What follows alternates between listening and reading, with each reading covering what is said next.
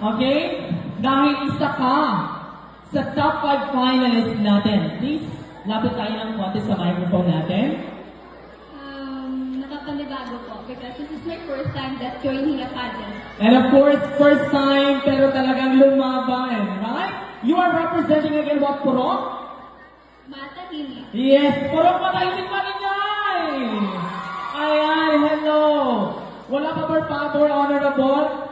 Harapan na po harap na po yung bahay namin. And I'm very proud sa ating representative. Of course, I believe proud na proud yung aming president, Alvin Barreto. Ayan, hi, Pres!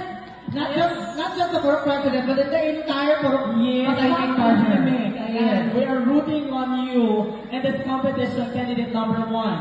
So we will now double check the isolated area, and then we will wait for a signal or a cue Yes. if the 4 remaining candidates couldn't hear the question. So to ease a little bit the nervousness that you felt or you feel this point of time, may gusto ka bang sabihin?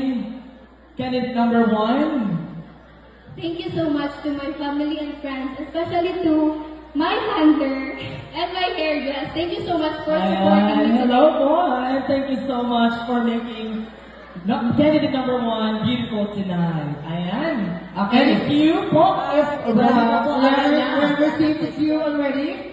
So here's your question. Ready ka na, candidate number 1? Yes.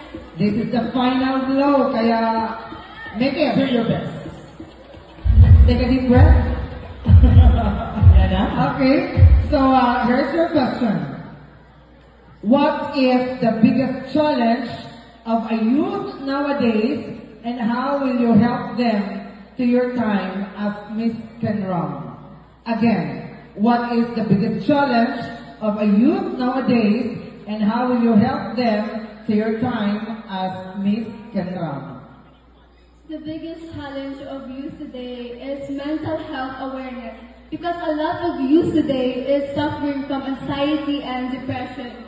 And as a beauty queen, I will encourage them to join youth activities because I believe it reduces stress, building self-esteem, and fostering a sense of belonging. And I thank you.